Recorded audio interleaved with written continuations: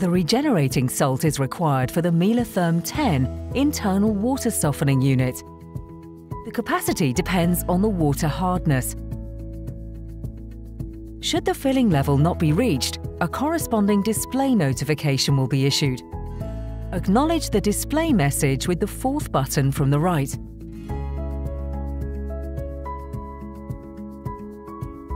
Open the door and remove the basis basket.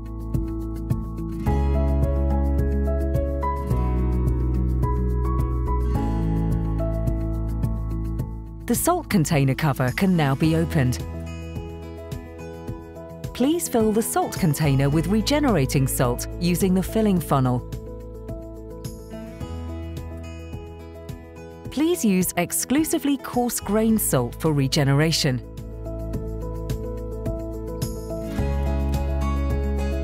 Remove the salt residue on the filling opening before closing.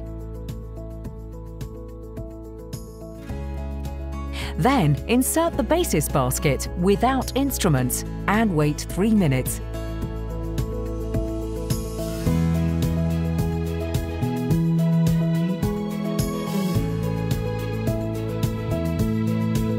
Finally, start the rinse program.